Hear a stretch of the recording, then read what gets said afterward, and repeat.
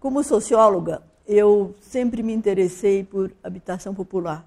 E na minha trajetória, eu trabalhei na prefeitura. No tempo que o professor Nestor foi diretor da EMURB, ele me convidou para trabalhar com ele. Isso ainda era no tempo do BNH. E naquela época, eles soltaram, o BNH, 3 programas que foram muito apreciados na época. E eles se dedicavam à população de baixa renda, habitação de população de baixa renda. Um era Promorar. Esse Promorar fazia umas casinhas que, a meu ver, eram uns habitáculos, porque elas tinham 25 metros quadrados de área construída, porém, tinha um terreno que previa um aumento. Depois tinha um outro chamado Pró-Favela, que também eu trabalhei nele, trabalhei em umas favelas na área norte, na encosta da Cantareira. Depois tinha um outro chamado Pró-Periferia, que tratava de loteamentos irregulares e clandestinos. Esses 3 programas eram extremamente interessantes, porque eles abrangiam, de certa forma, a favela, a casa autoconstruída de periferia e, enfim, tudo que era autoconstrução estava envolvido nesses programas. Então, infelizmente, esses programas demoraram só 4 anos. O tempo em que uma determinada pessoa, que me esqueci o nome agora, era o diretor do BNH. Mas, enfim, a prefeitura, e no caso a EMURB, chefiada pelo professor Nestor naquela época, resolveu atacar esses programas e foram extremamente interessantes. Então, o meu primeiro conhecimento de favela se deu nessas favelas lá na encosta da Cantareira. E depois daí eu acabei ficando na EMURB. O professor Nestor saiu, o outro que entrou me convidou para ficar e me indicou para fazer os primeiros inter-relações com os favelados de Heliópolis. Porque Heliópolis, aquela favela, estava situada numa área do INPS. E ela foi crescendo, crescendo, crescendo, e pouca gente, inclusive a própria prefeitura, fechou os olhos. Então, àquela altura, o INPS começou a cobrar da Prefeitura de São Paulo alguma forma de explicar o que acontecia lá. Então, daí eu fui indicada para ser coordenadora do projeto Heliópolis. Isso aí, então, foi a primeira, na verdade, mergulho no problema de favela, que depois me levou a estudar depois loteamentos precários da periferia. E então estava faltando o cortiço. E essa esse começo de interesse pelo cortiço surgiu exatamente há 10 anos atrás. E eu andando pela cidade, eu tinha uma aluna que morava no Bom Retiro e ela estava fazendo um levantamento no Bom Retiro, e quando eu tenho um aluno que oriento, eu gosto de ir junto, pelo menos para conhecer bem o que eles estão fazendo. E essa estudava o Bom Retiro, ela morava lá, era filha de grego. Bom Retiro primeiro teve italiano, depois teve judeu, e há uns anos atrás teve uma invasão de gregos. Então, lá fui eu passear no Bom Retiro com a minha aluna grega, que hoje em dia é professora, aliás. Professora de arquitetura, muito competente. Então, andando pelo Bom Retiro, eu vi um prédio absolutamente detonado, de 8 andares, com um aspecto mais deletério possível, caindo aos pedaços, com um monte de lixo na frente.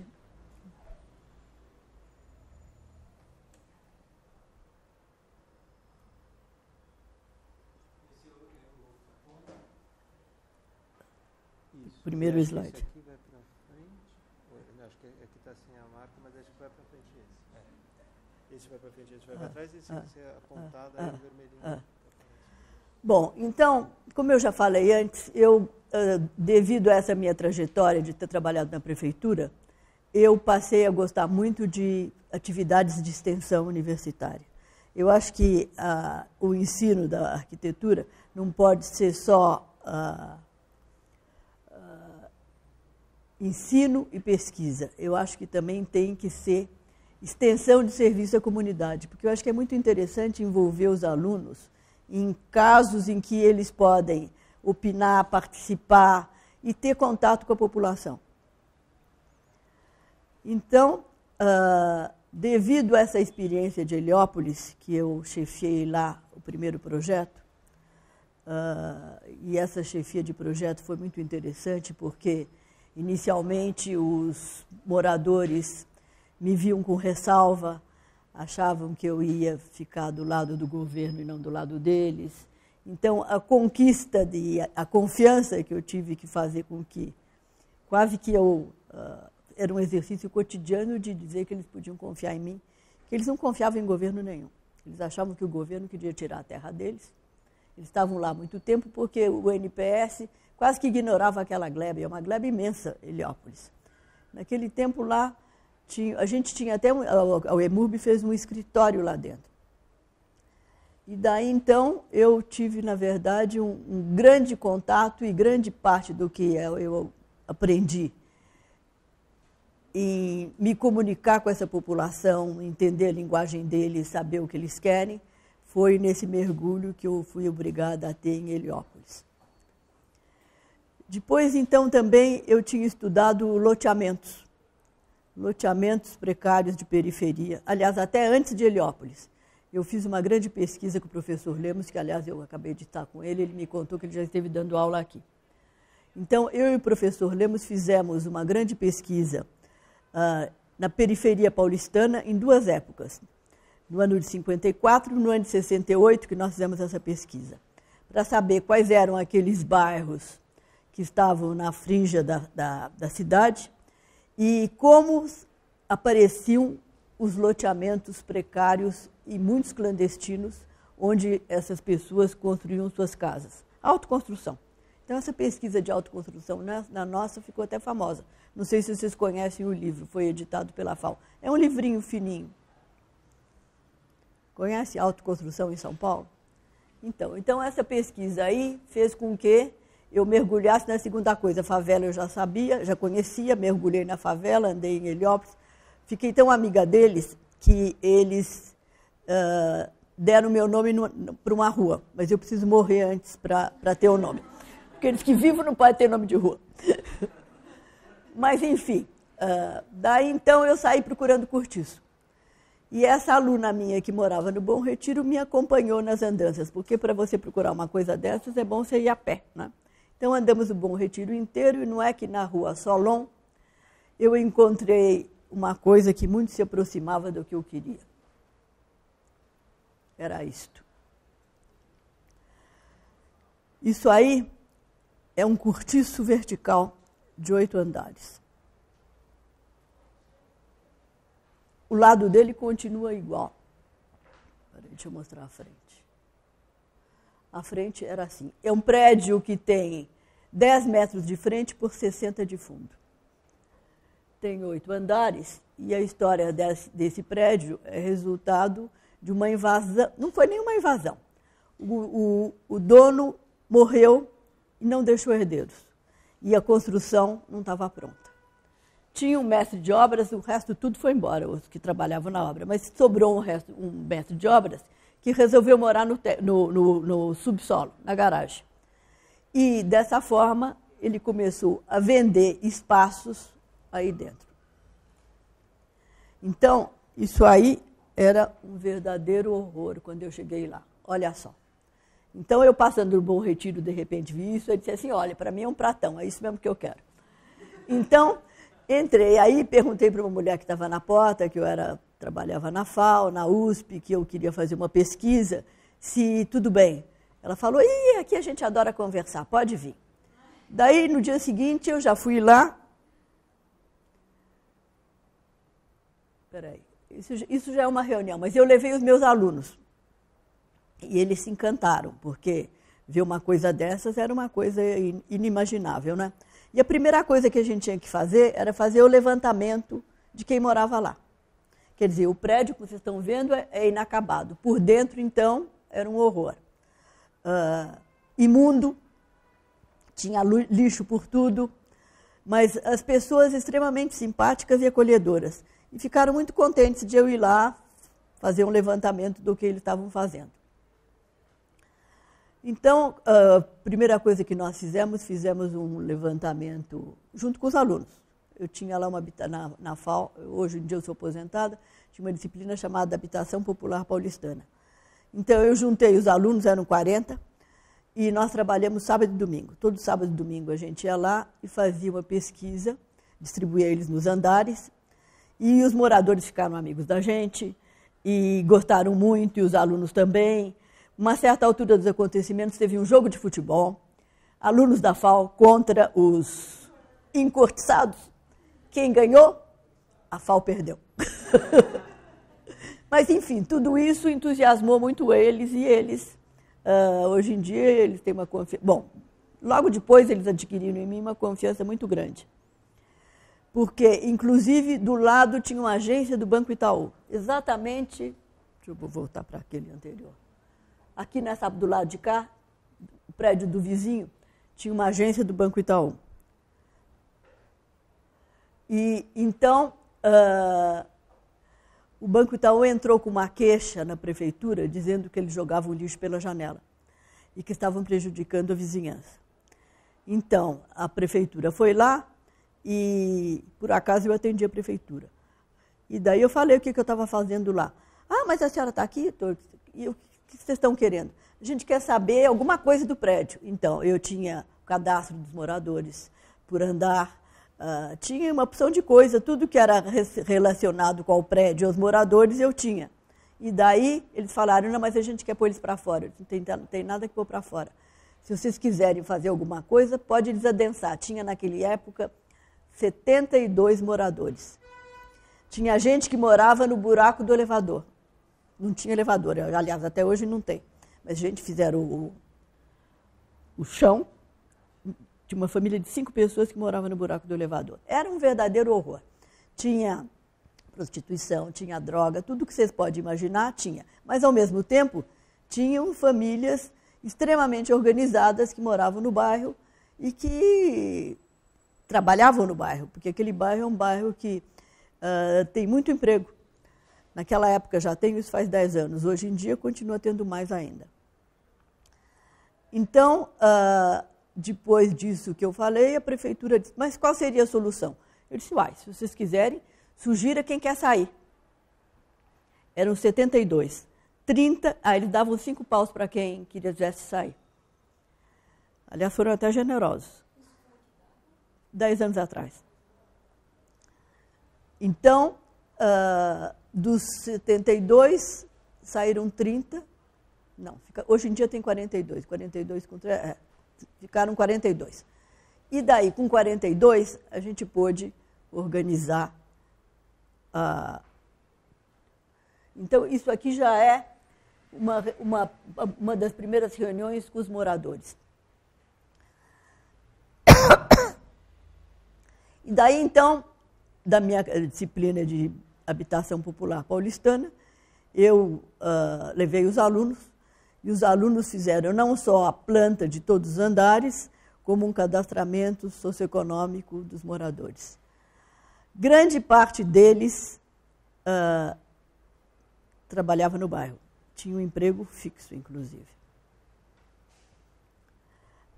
Eu já falei que 30 saíram quando a prefeitura se ofereceu, então os que ficaram eram justamente aqueles mais que tinham laços com o bairro, gente que tinha emprego fixo. Agora, no meio daquela zorra, tinha uma porção de gente que não fazia nada e vivia de bico, e tinha prostituição, tinha droga, tinha tudo.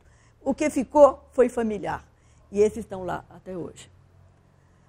Bom, então, daí por diante, eles ficaram muito contentes e se dispuseram a me ajudar, e ajudaram mesmo. Até hoje, eles ajudam. Hoje em dia, nós fizemos tanta coisa que tem vários que aprenderam profissões. Tem eletricista, tem encanador, pedreiro, tem...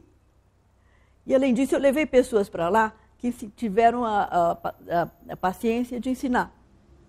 O último deles, hoje em dia tem um grupo lá de uns 20 que sabem fazer restaurar uma coluna quebrada. O professor Paulo Helene, que é titular de estrutura na Poli, eu sempre pego gente da USP. E não teve ninguém dos que eu pedi auxílio que não tenha me ajudado. Vocês vão ver no decorrer da exposição. Então, isso tudo é para contar como eu cheguei lá e como as coisas começaram. Então, desde o começo eu fiz reuniões constantes com eles. Quer dizer, dos 72 saíram 30, tem 42 que estão lá até hoje. Então, a primeira coisa que a gente fez com os alunos foi fazer uma divisão mais equitativa dos espaços, porque tinha gente que tinha um pedaço muito grande, gente que tinha menor. Então, mais ou menos, hoje em dia, todos têm a mesma metragem. Não tem ninguém que tenha o dobro de metros do outro. E eles ficaram todos nos mesmos andares onde estavam.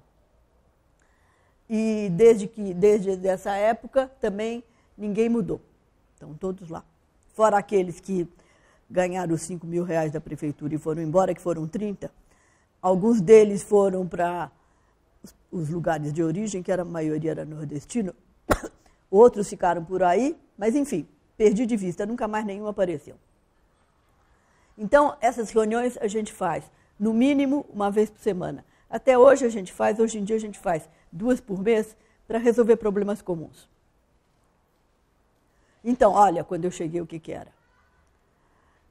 Esse lixo era permanente. Como eu disse, tinha tráfico de droga lá dentro, tinha meretrício, tinha roubo, tinha tudo que vocês podem imaginar em matéria de submundo. Mas no meio disso tinha 42 famílias organizadas. Então, o objeto dessa pesquisa que eu fiz com os alunos foi levantar esse edifício. Então, eles... fica na Rua Sola, no Bom Retiro. Rua Sola, 1932. Eles fizeram um levantamento socioeconômico e fizeram um físico-urbanístico. Nós temos planta de cada andar e como eram divididos os andares, os espaços de cada família. Olha o lado. Ele é magrinho de frente, ele tem 10 metros de frente, mas tem 60 de fundo. Essa fachada continua a mesma. A fachada inicial, aliás, a fachada de frente... fui para trás, espera aí.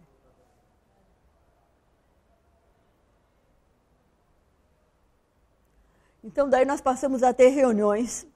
Essas reuniões, no início, era uma de noite e uma no sábado, mas hoje em dia a gente só faz reunião no sábado.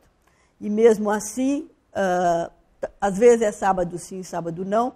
Quando a gente tem um programa, como aconteceu agora, ultimamente, que foi a última coisa que a gente fez, justamente com o professor Paulo Helene, nós recuperamos todos os pilares. Sabe como? O professor ensinou eles fazerem e eles fizeram. Vocês vão ver. Então, essas reuniões eram frequentes. E eles não... vocês veem como está cheio. Se acotovelavam para ir na reunião, para saber quais eram as decisões e respeitavam todas elas. Isso aí é para mostrar que o Bom Retiro, o que ele é hoje em dia. Ele foi um bairro bastante popular, ele ainda é hoje popular, mas hoje em dia ele é um bairro de comércio. Ele tem fábricas, ali na frente é exatamente uma fábrica, eu vou mostrar ainda para vocês melhor. Tem esse correr de casas, isso pertence à Cúria Metropolitana. Tudo isso aqui são galpões industriais. E, ao mesmo tempo, ele começa a se verticalizar. Isso aqui é exatamente a fábrica situada em frente ao prédio. E essa fábrica aqui foi muito importante para nós, porque quando eu comecei lá, o cortiço era daquele jeito que eu mostrei para vocês, bem decadente. E essa fábrica também. E esse cidadão que comprou a fábrica, a fábrica é de Hang Loose Quicksilver, roupa esportiva. E eu vi contar que o cara era surfista, que ele tinha uma praia em Itacaré, que ele era muito bom à praça.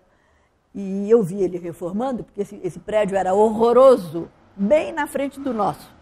Eu disse assim, quer saber, eu vou lá conversar com ele. Peguei o morador, pedi uma audiência para ele me recebeu. Daí eu contei do nosso caso e falei que os moradores estavam com muita inveja dele ter reformado o prédio dele e do nosso estar tão feio. Ele disse assim, você quer saber? Eu vou ajudar, mas eu vou ajudar sim. Eles têm que dar uma partezinha e eu dou o que falta. Eu disse, está muito bem. Daí eu perguntei quanto era a partezinha. Ele falou, era uma coisa mais simbólica. Mas essa partezinha, para eles economizarem, demorou 2 meses. E daí, então, com os 2 meses e o dinheirinho na mão, nós atravessamos a rua, porque é bem em frente.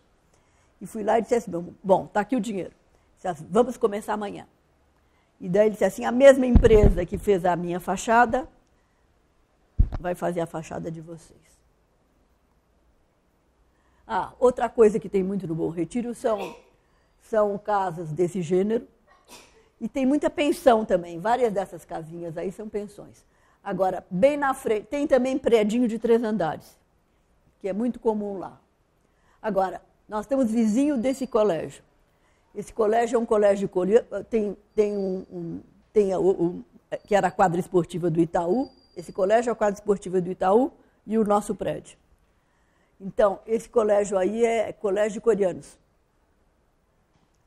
E também eles ficaram com inveja. Puxa, eu tenho um colégio bom desses. Mas só que o colégio não deu nada. Mas, enfim, os coreanos o saber é para eles e só para eles. Bom, então esses são os meus alunos da época. Eu tinha uma cadeira, hoje em dia eu não estou mais ensinando. Essa cadeira chamava-se, além de dar fundamentos sociais da arquitetura e do urbanismo, eu dava uma optativa que se chamava Habitação Popular Paulistana, que eu tirava os alunos da sala de aula e levava eles para esses lugares. Então, esse era o grupo de alunos que começou a fazer essa pesquisa. Então, se deram muito bem com os moradores. O Banco Itaú também ajudou, como eu disse, na ação contra a prefeitura. E também tive auxílio do Corrara, que era meu orientando, que esse Luiz Corrara é um arquiteto que é diretor desse Centro Gaspar Garcia de Direitos Humanos. E entre os direitos humanos, um dos principais que ele defende seria o direito à moradia. Então, o Corrara também me ajudou muito em toda essa trajetória. Então, a coisa chegou a tal ponto, bom, daí começamos a trabalhar, eu consegui levar lá para se interessar, aliás, se interessaram para o projeto, foram me visitar, o reitor da USP, que é aquele lá, e o outro é o Paulo Teixeira, que era o secretário da Habitação na época. Então, com esses patronos também, eu consegui fazer tudo que eu queria, eu conseguia, do reitor ou do Paulo Teixeira. Paulo Teixeira era o secretário da Habitação, hoje é deputado federal, não é? Do PT. Muito simpático, aliás. E aí ele fazia uma cadeira na Faculdade de Arquitetura. Ele fez uma cadeira lá na pós-graduação. Porque já que ele era secretário da Habitação, ele achou que ele deveria se informar um pouco melhor. Né? Aliás, uma pessoa muito interessante. Então, com isso tudo,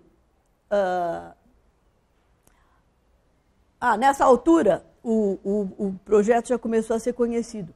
E daí nós ganhamos um prêmio do IAB, Caixa Econômica Federal, depois de 1 ano que começou a reforma. Agora, vocês vão ver também a reforma, os alunos outra vez, aí o Centro Gaspar Garcia. E esse é o famoso colégio...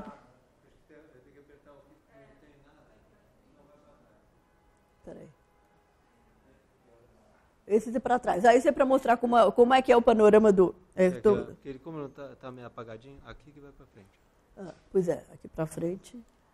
Aqui o Polilogos. Aqui os alunos. A visita do reitor e do secretário da Habitação. O secretário da Habitação é aquele de camisa branca. Então daí também uma moça da Faculdade de Saúde Pública e uma pessoa do IPT foram me ajudar. Gostaram do projeto e lá ficaram também. Então, da saúde pública, ela deu um curso de higiene, porque eles não tinham noção de higiene. A escada não tinha elevador, é óbvio, era imunda. As áreas comuns também, vassoura não se conhecia. Então, daí já o prédio passou a ter uma outra visão. E eles mesmos acabaram gostando e se acostumaram. Hoje em dia o prédio é limpíssimo. Inclusive, eles contrataram um cidadão que se ocupa de limpar o subsolo e a entrada. Você não vê nenhum papelzinho na entrada. Quer dizer, acostumaram-se, gostaram. Então, e o IPT também... outra coisa que acontecia lá com a maior frequência, não tinha rede elétrica. Então, a primeira coisa que nós fizemos foi construir a rede elétrica. E com muita frequência, nos primeiros meses antes de construir a rede elétrica, tinha pequenos incêndios. E é uma coisa perigosíssima, porque poderia pegar o prédio inteiro. Então, a primeira coisa que nós fizemos também, também a rede de água. Essa até hoje nós não fizemos ainda, mas a rede elétrica aqui, que era eles que tinham feito a rede elétrica. Veja se é possível uma rede elétrica dessa forma. Então, coisa que nós fizemos foi mutirões de limpeza, daí passamos a ter, inclusive, essa pessoa que era morador e que até hoje ele mora num cantinho da garagem, ele ficou responsável tem um ordenadinho, ele limpa a entrada e as pessoas também aprenderam a não jogar mais coisa no chão como jogavam. Era um lixo horroroso. Isso é no telhado do vizinho, que eles jogavam no telhado do vizinho. Então, hoje em dia, não fazem mais isso, acabou. Isso aí é 2003. Uai, por que essa está tão estranha? Hã? Pois é, isso é um mutirão de limpeza. Então, através do Corpo de Bombeiros, eu procurei o Corpo de Bombeiros porque eu estava querendo que eles conhecessem algumas noções de como lidar com incêndio, porque teve muito incêndio lá. Então, se formou lá dentro o Corpo de Bombeiros, ia todo sábado. Tivemos 4 meses de aulas aos sábados do Corpo de Bombeiro. E formamos lá uma brigada de incêndio com 4 homens de cada andar. São 8 andares, são 32 brigadistas. Isso é treinamento dentro do cortiço. Agora, eu tive muita sorte, porque eu ia nos lugares e, por exemplo, quando eu fui no Corpo de Bombeiros, eu nunca imaginei que eles iam se dispor para ensinar no prédio e formar uma brigada de incêndio, né? Quer dizer, eles iam lá e eu acho que eles gostavam, se interessavam pela coisa, só pode ser. Então, olha só. E daí está a brigada de incêndio lá. Cada um ganha uma fardinha. Esse curso durou 3 meses, foi dado aos sábados. Quer dizer, hoje em dia, em cada andar tem 2 extintores, que esse extintor, inclusive, já foi mudado várias vezes, e eles têm, inclusive, a farda até hoje. Então, tudo isso serviu para unir eles muito. Até que um dia um virou para mim e disse assim: professora, todo prédio tem nome, esse aqui não tem. Eu disse assim: não tem nome? Não tem, a senhora já viu o nome aqui? Eu disse: não. Então, vamos decidir para ver que nome que vai ter o prédio. Fizemos uma assembleia, qual foi o nome? Edifício União. Bem escolhido, né? União. Bom, então, esse também, agora, tudo isso, talvez esse pedaço da brigada de incêndio foi a coisa que eles mais perceberam, que a união faz a força, né? Porque eles perceberam que eles não eram mais um só. E tinha gente que, embora morasse lá, nem falava com o vizinho. E hoje em dia são unidíssimos.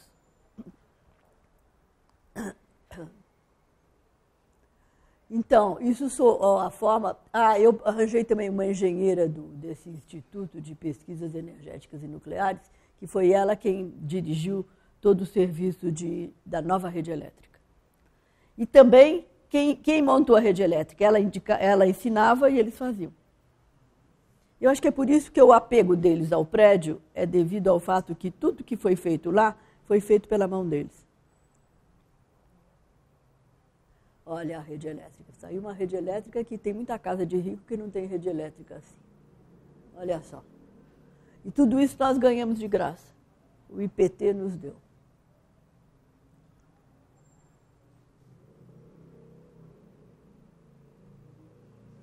Então, isso que eu disse, porque eles se acostumaram a discutir os problemas comuns. Aprenderam a tomar decisões. Aprenderam a se dividir para fazer outro serviço. Então, eu acho que daí por diante, eles quase que estavam... Hoje em dia, eles são perfeitos para isso. Se alguém precisa de alguma coisa lá, imediatamente se reúnem e fazem. Quer dizer, o espírito de união e de solidariedade, eles aprenderam dessa forma. Solução de problema comum, num minuto, se está tendo um vazamento em algum lugar, sobe 3 ou 4 e vão arrumar.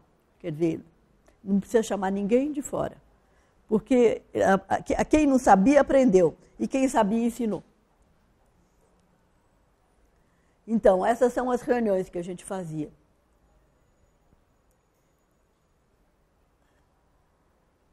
E as mulheres também aprenderam a colaborar. Não só elas ouvem e atuam, como também elas trabalham. Trabalham em coisas que vocês vão ver no decorrer da exposição, o que elas fazem.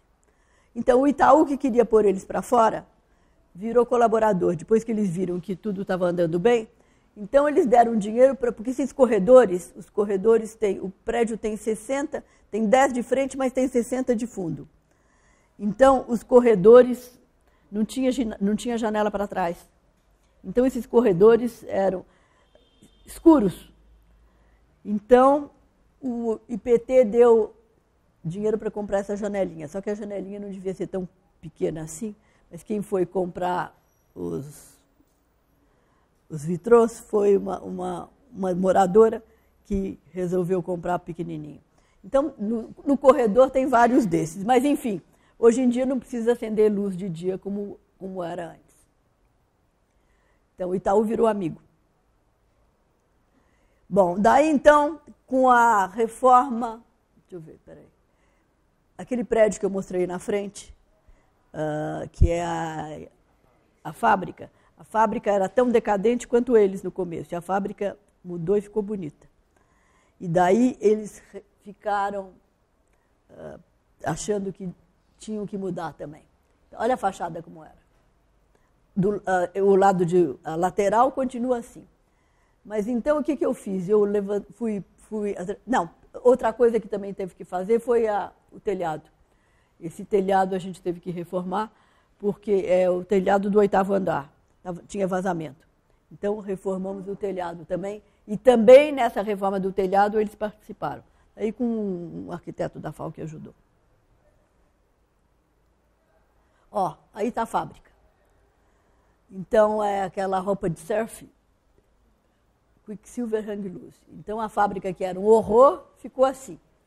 E daí então o cidadão acabou dando dinheiro e nós começamos a reforma.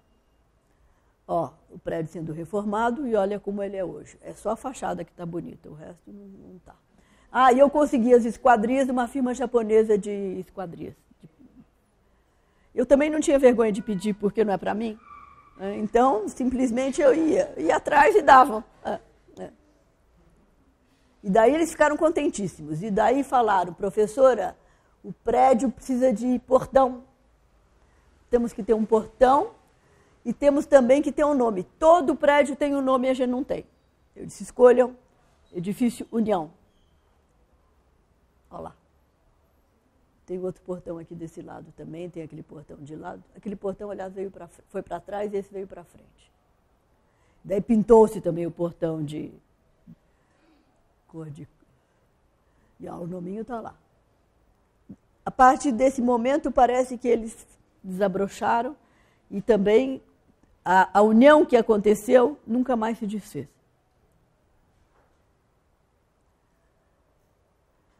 Ó, Quinta Feia é a outra fábrica do lado.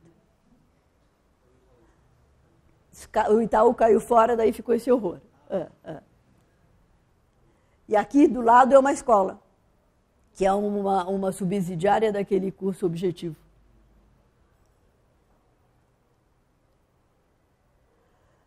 Bom, daí também mudamos a cobertura,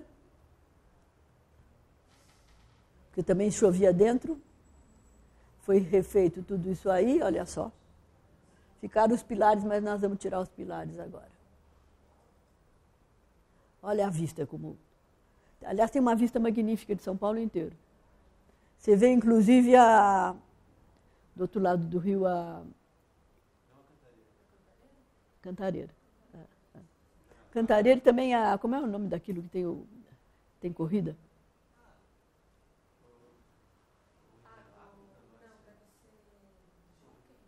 Não, não é o Jockey.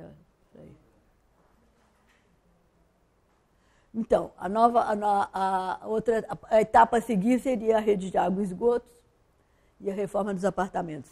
A reforma dos apartamentos aconteceu quase que gradativamente à medida que essas coisas iam acontecendo. Essas são as crianças, peraí. Olha só. Você não imagina a diferença do que eu encontrei e do que é hoje em dia. Essa fotografia está ruim.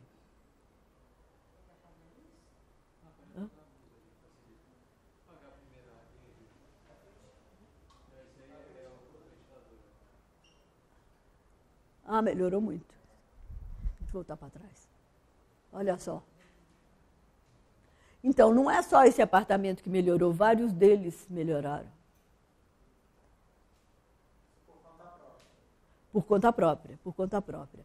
Aliás, o dono desse apartamento, ele se mostrou muito, ele tinha conhecimento de pouco de construção. Então, ele me ajudou muitíssimo. Hoje... O quê? Qual é o tamanho de cada unidade? Varia. Varia, mas por volta de seus 40 metros quadrados. É pouco, né? Mas, enfim, cabe. Olha, e esse aí caprichou, então. E o prédio continua sendo uma questão de detalhes? Não, acabou. Aquela história esqueceram. Não, inclusive nós estamos com um projeto de uso capião coletivo no fórum. Eu já fui várias vezes lá falar com a juíza lá. Bom, mas enfim, hoje em dia eles têm consciência dessas coisas, que o trabalho coletivo é uma coisa muito produtiva, né? E se sentem mais incluídos. Aquele apartamento já é uma amostra que eles adquiriram novos valores, ou melhor, eles conseguiram chegar lá. E, além disso, a maioria deles tem uma situação de trabalho no bairro estável. Todos eles trabalham no bairro, o que já é uma maravilha. Peraí. Bom, daí aconteceu também uma coisa muito interessante. Teve um prêmio aqui em São Paulo, oferecido pelo Deutsche Bank. E eu, quando vi que o prêmio poderia me interessar, me inscrevi. E ganhamos o prêmio. $100 mil. Então, os $100 mil a gente pôs no banco. E até hoje não foi gasto nem um tostão, porque esses $100 mil serviu de alavanca para outras pessoas que quiseram nos ajudar. Por exemplo, quer ver? Bom, continuava tudo... Mas o que foi interessante em todo esse percurso foi que eles perceberam que,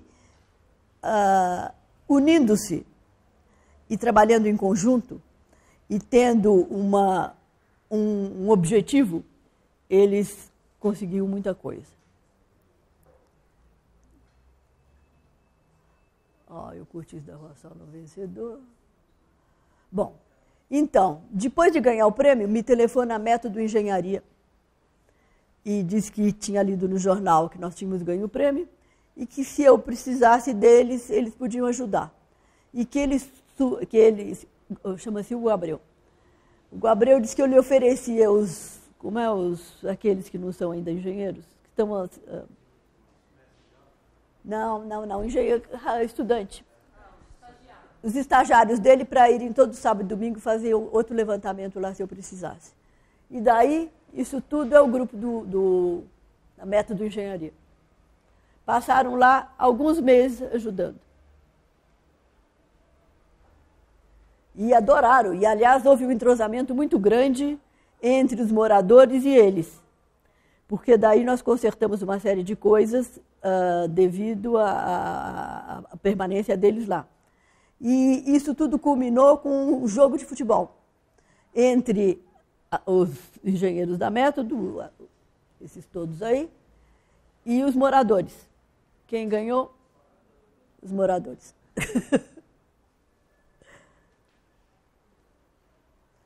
Bom, então esses eram encontros semanais que tinha entre a equipe da Método e os moradores, ficaram íntimos todos. A gente tem essa sala lá, que é a sala de reuniões. Está aí a equipe da Método. E essa aí é a sala justamente onde tem todo o equipamento da eletricidade. E também, toda vez que a gente trabalha, que é em geral aos sábados e domingos, ao meio-dia tem um lanchinho. E cada andar, cada morador de um andar fica responsável por cada vez. Então, esse lanchinho é porque, quando a gente trabalha sábado e domingo, é o dia inteiro. Então, na hora do almoço, tem uma coisinha. Então, olha o lateral dela. O lateral está assim mesmo, não conseguimos fazer nada ainda. Então, quando nós ganhamos o prêmio, tinha um arquiteto que é brasileiro, mas trabalhava para o Deutsche Bank, chamado Marcos Rosa. Vocês conhecem? Então, Marcos Rosa, ele estava presente em todo esse processo do recebimento do prêmio. Então, ele também se encantou pelo prédio e resolveu fazer uma nova fachada. Essa é a lateral. Olha só o que ele produziu. Daí ele tentou... Isso aí é um painel de... papel metálico. Mas daí ele tentou viabilizar, mas custava caríssimo, ele não conseguiu de graça como ele pensava. Mas, em todo caso, a ideia é bem bonita, né? Os moradores se encantaram. Tentamos... Esse papel de alumínio, painel de alumínio, é produzido pela Alcoa. E a gente tentou que a Alcoa fizesse a generosidade, mas não deu certo. E a janela seria... Vou voltar para trás para vocês verem. A janela seria a janela que tem na residência estudantil da cidade universitária, feita pelo Nise de Mello. Seria essa janelinha aí. Que ao mesmo tempo que ela ilumina, ela também serve para secar roupa. Bom, então esse é o Marcos Rosa mostrando o projeto lá na...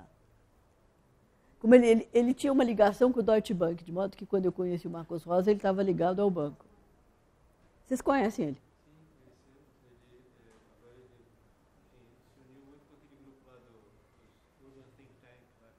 Isso mesmo. É isso mesmo. Ele estava na Alemanha.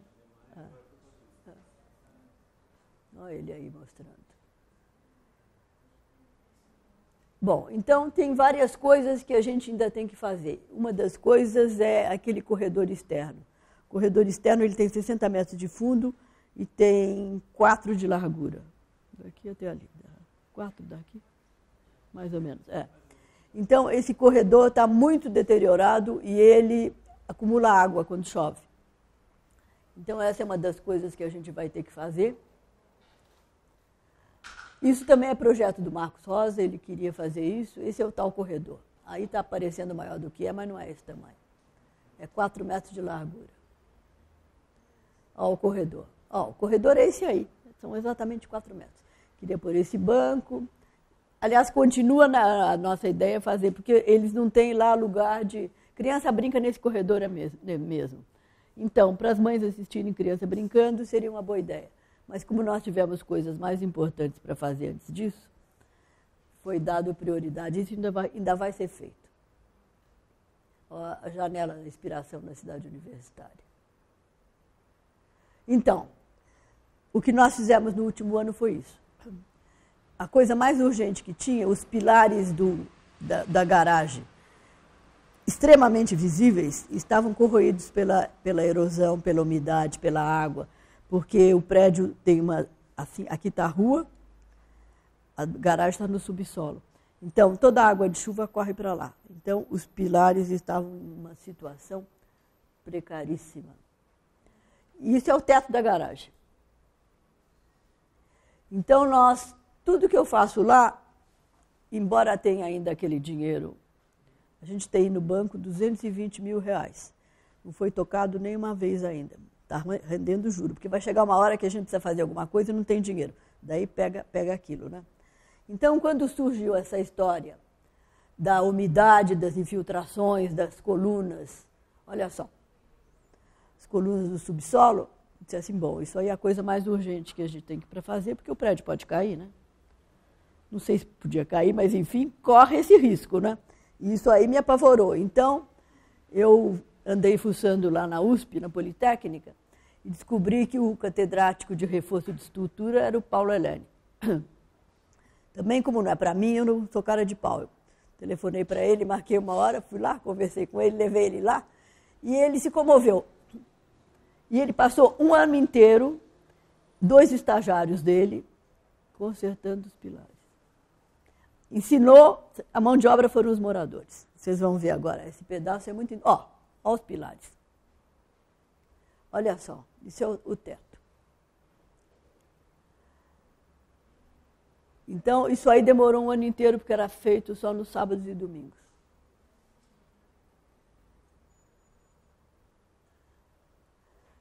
Esse também corredor de entrada, esse corredor de entrada continua do mesmo jeito. Como ele não põe em perigo coisa nenhuma, ele ainda vai ficar um pouco mais assim. Mas, enfim, olha os ferros que sustentavam as colunas, o estado que estavam. Então, isso aí são os desenhos que o professor fez, porque a mão de obra utilizada foram os próprios moradores. Nós ganhamos da Gerdau todos os ferros, ganhamos de uma empresa chamada Balquemi todo aquele grout para grudar. Enfim, como sempre, tudo de graça. Agora, aliás, eu acho até impressionante como essas empresas, a gente pedindo, eles dão. Né? Também a causa é nobre. Né? Bom, então, ali está o professor Paulo Helene, e essa é a engenheira dele, a Karina, que foi quem tomou conta da obra. Consertar esses pilares demorou 10 meses. Foi tudo feito no ano passado, sábado e domingo, e a mão de obra foram os próprios moradores. Então, ele ia uma vez por mês. Quem tocava a obra sábado e domingo era a Karina. Tinha um rodízio de participantes. Cada semana eram 8 de cada andar. Na hora do almoço, cada andar fazia o almoço para os participantes. Quer dizer, cada quatro casas. E o dinheiro para fazer o almoço tirava daquele dinheiro dos 100 mil dólares. Hoje em dia, esse 100 mil dólares é 232 mil reais. Eles têm uma conta dessa. Bom, então aí eram as reuniões, o almoço, sempre tinha fruta. Tinha café da manhã e tinha almoço, porque começava cedo. Então, olha, primeiro tinha que descascar a coluna. Depois tinha que reforçar os ferros, dados pela Gerdau. Depois o grout dado pela Balquemi. Então, durante o ano inteiro passado, todo sábado e domingo, nós ficávamos lá fazendo isso. E eu me via na obrigação, embora eu não seja engenheira, eu acompanhei tudo cada dia. Porque já que eu pedi, né, tinha que estar lá. Enfim, eles se mostraram, aprenderam mais um ofício, né, e ficaram muito contentes de terem conseguido, olha aí, mandamos fazer essa forma num ferreiro no Bom Retiro. O aço era enrolado no pilar, depois se passava o tal grout, depois se abraçava com essa forma também foi feita no Bom Retiro. No Bom Retiro você encontra tudo. Depois ela ficava 24 horas, quer dizer, a gente fazia no sábado, abria no domingo. Então, todas as colunas, olha lá. Depois fazia a parte de cima. Daí, na partinha a última, em vez de fazer de aço, nós fizemos de madeira. Que era só o pedacinho que ficava lá em cima, tá vendo? Enfim, isso aí demorou um ano inteiro, porque a gente só trabalhava fim de semana. Os pilares prontos. Esse é um morador que ajudou muito, e essa é a Karina Cavalcante, que trabalhava no Paulo Helene. Olha o pedacinho de cima. Daí fizemos uma forminha de madeira. Aquele ali já é o resultado da forminha de madeira. Deve ser a unha da Karina. Daí os pilares do piso térreo nós reparamos, embora eu estivesse na frente da gente, a gente olhava mais os da garagem que estavam pior. E daí começamos a fazer também os do piso térreo. Olha só o pilar do piso térreo, que horror. Então, se os da garagem eram mais fáceis, porque não envolvia família, esses do piso térreo, tem gente morando no primeiro andar. Então, foi mais difícil, foi mais complicado, mas em todo caso eles entenderam que era para o bem deles. Então, o mesmo processo de baixo foi utilizado na parte de cima no andar térreo. E hoje em dia eles fazem isso como se fosse uma coisa comum. Podem até ser contratados. Esse, então, é perfeito. Aquele gordo é inacreditável. Porque eles aprenderam, gostaram e se tornaram especialistas. Não? Além de tudo, de vez em quando, quando chega a um certo pedaço, a gente faz um almoço de regozijo, né? E o gordo cozinha, que é uma maravilha. Olha aí, os pilares do térreo.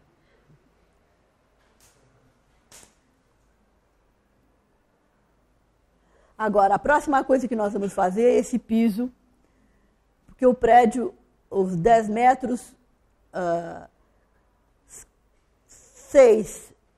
10 metros de largura, 6 é o prédio e 4 é essa entrada. E essa entrada também acumula água, então nós vamos fazer por aí se chama de, como é? Lama asfáltica? Não, como é que é? Capa asfáltica. Capa asfáltica. Manta asfáltica.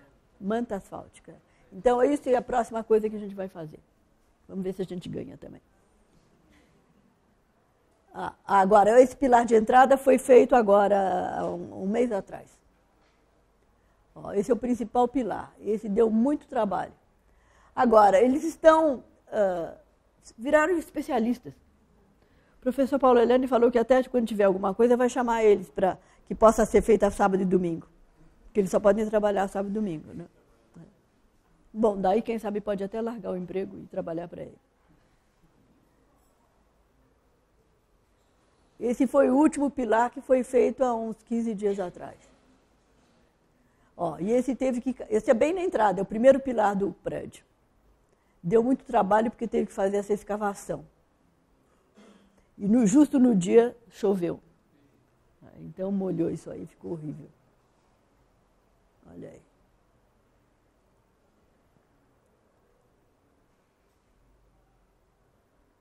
Essa é a engenheira lá do PhD, chama-se Paulo Helene, o D não sei o que é.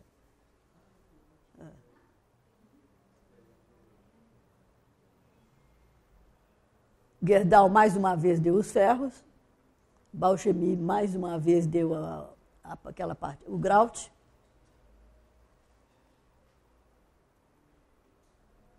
Esse deu trabalho, porque eles tiveram que trabalhar, tiveram que cavar, trabalharam embaixo da terra. Né?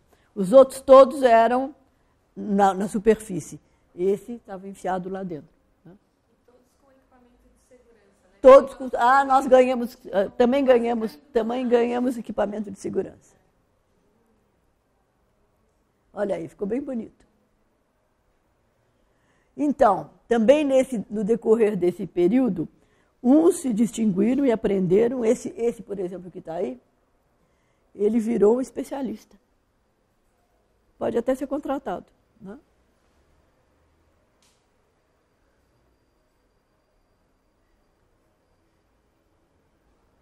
E está aí o pilar pronto.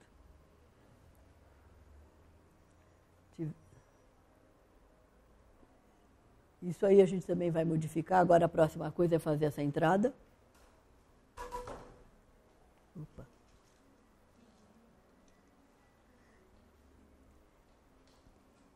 Grande parte do tempo a gente trabalhou no subsolo. E crianças a gente não deixava entrar porque podia ter algum perigo, né? Quem entrava muito é esse cachorro que por acaso se chama Beethoven. Vivia lá o cachorro. As criancinhas, todas olhando.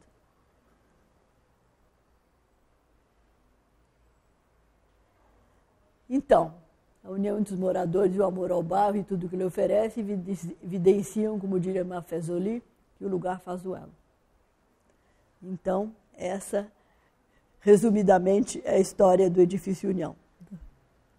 Bom, eu que agradeço. Você tem... Muito obrigado para vocês. Foi um prazer.